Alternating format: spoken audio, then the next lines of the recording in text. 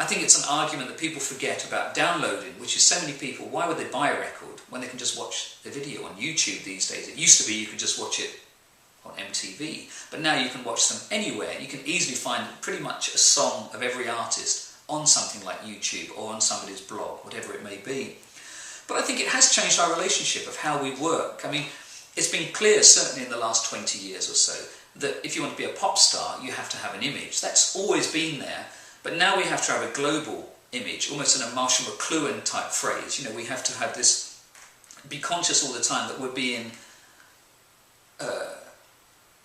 in a way, judged in this way. And I think, you know, the way that mashups happened in sound, which was about a decade ago, that really kicked off, was such an incredible way of time travel. I thought it was very exciting at that moment because it was suddenly a way of joining histories together.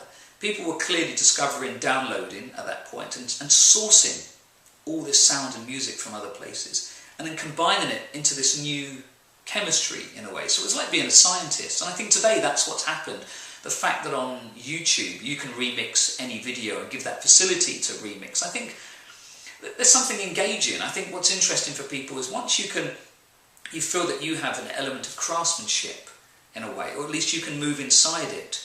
And perhaps it leads to a sense of knowledge, it leads to a way of how things are put together. I mean, it's clear that people are interested, otherwise on DVDs they wouldn't always put the making of this movie, because people are, somewhere along the line, genuinely interested in how this came together. And I notice on every film I have, almost on DVD, there's always this extra that says, you know, behind the scenes, this type of thing. So there's always that desire to sort of have that moment, as in The Wizard of Oz, where the curtain comes down and you realise it's just this little guy after all, there's not a huge monster there or something. And I think, you know, anything that opens that relationship out and helps people understand how these things are put together is a positive thing, you know. Anything that encourages people to write music or make film, adverts, cinema, whatever it may be, that moves beyond the standard parameters, to me is an encouraging, positive thing. I don't mind what people do in terms of downloading, combining, collaging, sampling, as long as something new and inspirational can come through. As long as there's as long as this magic act happens and something appears. I mean, Daft Punk are good examples of it. Daft Punk, in terms of not only scoring Tron in that way, which references so many other movie scores, but also essentially they're amazing curators. If you were to look into the source of all the Daft Punk songs, which everybody knows inside out by hearing them on the radio and TV, is they're all taken from somewhere else, and they just turn them around in another way, such that when you hear the source, sometimes you think, no, but it's not. And you realise, in their way of, in a sense, painting sound together and gluing them together, that's their voice. Do you think there's two different things there? One of them is about the democratisation of music creation. And I'll ask about that one first.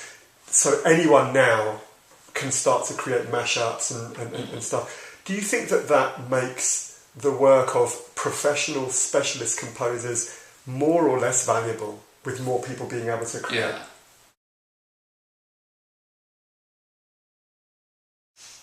I can't get into that kind of discussion. You know, I can't orchestrate. I can't play any of those instruments. I can just about play, you know, the keyboard. I can play the guitar okay, but it doesn't lend itself very well to much of the work I'm doing. So I don't think, I mean, to me, if it's about education, if it's about opening out someone's mind and experience and knowledge and offering ways of making work. I mean, what's wrong with some teenage kid making this mashup that may convince him and others to go into a different direction? I mean, again, a good example I thought was really interesting is 10 years ago, so it's a decade ago, when there were literally kids in bedrooms combining Beyonce with Nirvana as their bootleg. And then the record company would take that bootleg and press it up on vinyl. And then when Beyonce would go on tour and she would play that version live, I thought, that's an extraordinary impact. That's a story there, you know. The kid has been forgotten, unfortunately, at this point, but it had this impact in this other way. Yes, it's, in a sense, usurping what somebody's done, but it's a really intriguing relationship, and the arguments and debates one can have, the morality, in a sense, and responsibilities of it is is quite intriguing. You know, were they wrong to take this kid's work, but the kid was illegally taking this work? So, you know, these things all feed into something new. I would argue that TV has devalued music more than YouTube, actually, in the sense of these kind of champion amateur singers, champion cover bands, in a sense, cover artists, to become very minor pop stars who will appear at the end of the year in a cabaret somewhere in the local seaside town. I mean, generally, I'm more convinced that they have done more damage to what our possibility is of writing new music, discovering new artists. You don't discover anything new through these people. You discover somebody who can sing a Cher song quite well and slip into a nice lycra dress every now and then. But that's about it. You know, to me, that's much more damaging. You know, YouTube, I don't know. I mean, when I was working in Brazil a couple of years ago, I spoke to a curator in a museum and I said, you know, she was putting together this large musical event with all these international artists on a very modest budget. And I said, well, how do you put this together? I'm really curious. And she said, I use YouTube. She said, we sit here in the office and we can see in real time what acts are really like. Because yes, I can mediate my image and I can put particular videos out. But when I play a gig, of course someone's going to film it in the audience. Lots of artists don't like that for different reasons, but part of the reason is, you know, they have no control over it. And to me, that's what's really interesting. I come from a period when punk kicked off. And suddenly the control mechanisms collapsed. And what we're talking about here in some sense are the control mechanisms. And I think YouTube is empowering in that way. I don't see it damaging in any ways. I'm ever an idealist, maybe, and ever an optimist. Of course, I mean, I'm always struck by the amount of people that upload one of my tracks and then they just put the record sleeve.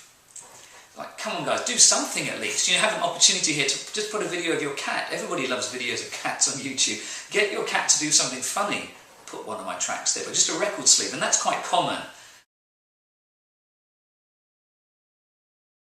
I mean, I'm struck by the way that performance actually has incorporated moving image. I mean, I just read a review of Batman. I'm not going to go and see Batman, this theatre production, but I think the reviews all very positively spoke about the impact of the visual projections, really, really high end. I've been working with United Visual Artists recently, who historically have worked with U2 and Beyonce and Take That even recently, apparently.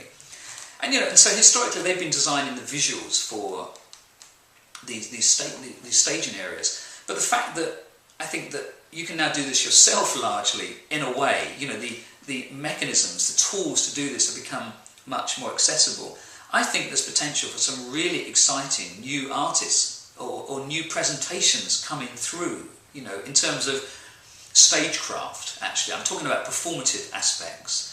I think also in terms of film, I mean, here we are filming on this tiny little camera. I think, you know, the fact that Wong Kar-wai, the director, has been using an iPhone to make his new movie. I mean, it's not the most original idea, obviously, to embrace these small tools, but I think the reduction of technology has meant that we now are led into creating works in very different environments. We're no longer studio-led, in a way, although here we are in my studio, but we're no longer led in those ways. So, without being able just to simply name names, I think I'm propelling towards an idea of innovation in very modest means, in a very mobile manner, beyond YouTube, and in a performative way, I think, actually. And I've seen artists in festivals making very intriguing works that I think could lend themselves to a very positive future. Robin Rimbaud, a.k.a. Scanner, thank you very much. My pleasure, thank you.